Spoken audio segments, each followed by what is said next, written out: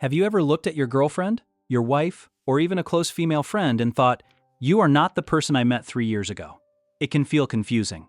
Sometimes, it even feels like a betrayal. You fell in love with a party girl, and now she wants to stay in on Fridays. Or you fell in love with someone quiet, and now she's outspoken and demanding. Today, we are breaking down the 4 psychological reasons why girls change over time, so you can stop asking what happened and start understanding the evolution. Let's get into it. Point 1. The prefrontal cortex and risk assessment reason number 1 is biological. Her brain literally finished building itself. You've probably heard that the human brain doesn't fully mature until around age 25.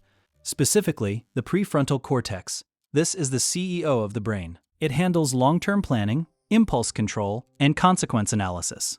When a girl is 19 or 20, her brain is wired for novelty and social acceptance. She is biologically driven to take risks and seek immediate dopamine.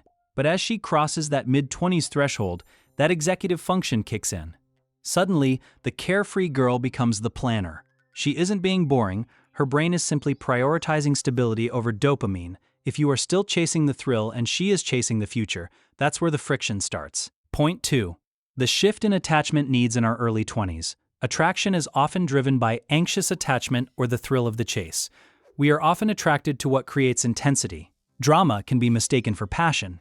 But as women mature emotionally, they often move towards secure attachment. They stop looking for a savior or a bad boy to fix and start looking for a partner to build with. If she used to be clingy and jealous, and now she's independent and focused on her career, that's actually a sign of psychological health. She has evolved past needing constant validation. The change here is actually her B. Point 3. The decline of agreeableness. This is the big one that catches most men off guard. She stopped being so nice and started having boundaries.